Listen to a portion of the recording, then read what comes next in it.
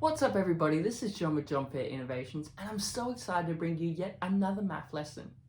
So today I'll be teaching you a little bit of trigonometry and how you can use either sin, cos or tan in order to calculate the angle inside of a right angle triangle.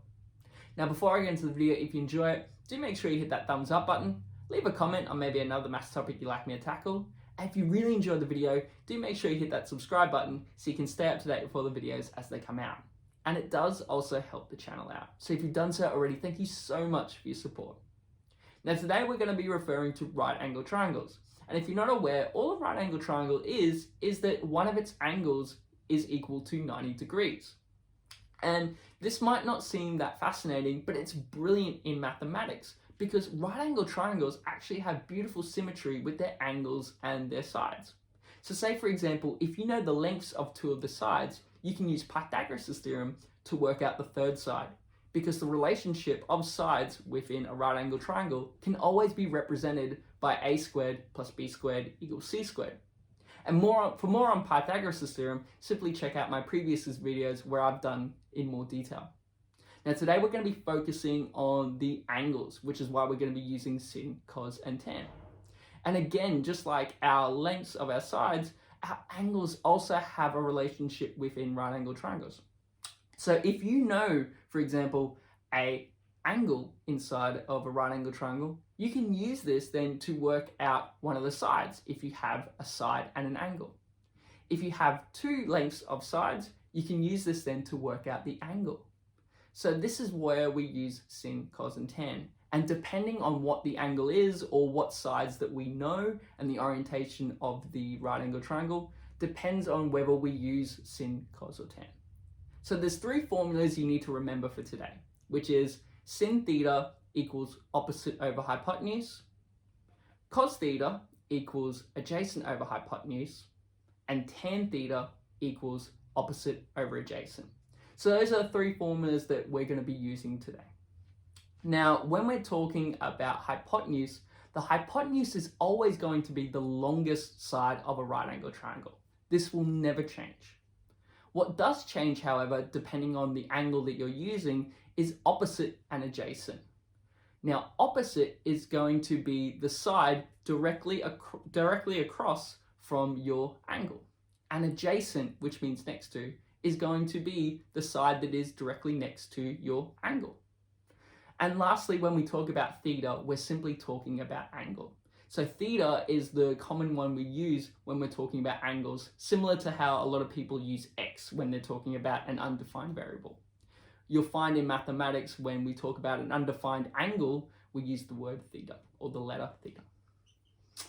Now, what we're going to do is we're going to take a triangle where we have the lengths of all three sides. And we're going to use the three different formulas to work out the same angle. Because what I'm trying to show is that it doesn't matter which formula you use, provided you're using them correctly, you'll get the same answer. So we've got here a triangle that has sides of 1 and the square root of 3, and its hypotenuse is 2.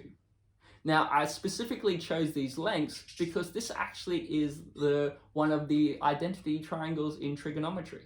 So it's actually quite a famous one. So what we're going to do is we're going to work out the angle. So firstly, we'll use our first formula, which is sin theta equals opposite over hypotenuse. Now we don't know what our angle is, but we know our two sides. So if we look at our angle, we can see that the opposite side to this angle is in fact 1, and the hypotenuse is 2. So now we put this into our equation. So we've got sin theta equals 1 over 2, or a half, depending on how you want to say it.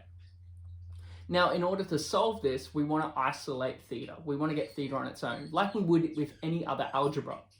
And how we do this is we find the inverse of sin in the fraction that we just found. And in order to calculate this using a calculator, you simply hit second function sin, and then you put in your fraction.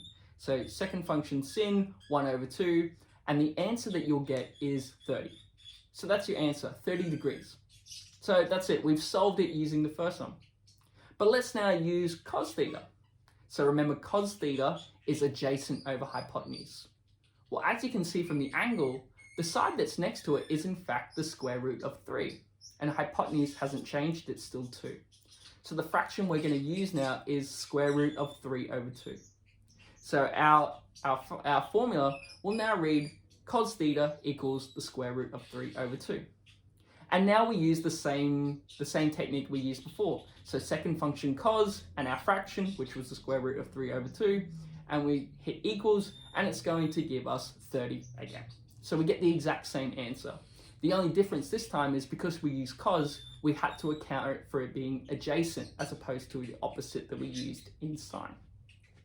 So our last one is tan, and tan theta equals opposite over adjacent. So again, we look at it, we can see that for this one, the opposite is going to be 1, and the adjacent is going to be the square root of 3. So again, we just plug this into our formula where we have tan theta equals 1 over the square root of 3. And then we do second function tan, just like we did with cos and sin, and then with our fraction. So second function tan, bracket, 1 over the square root of 3 will also give us the answer of 30. So 3 formulas, but in the end we got the exact same answer, but what we changed was what we were defining in our formulas, whether we were using the opposite, whether we were using the adjacent, and so on and so forth. So hopefully this explains how to use sin, cos, and tan. Hopefully it's not too scary now. Do give it a go yourself because that's the best way to learn. Practice makes perfect. But always, thank you so much. Stay safe, be kind to one another, and I'll see you next time.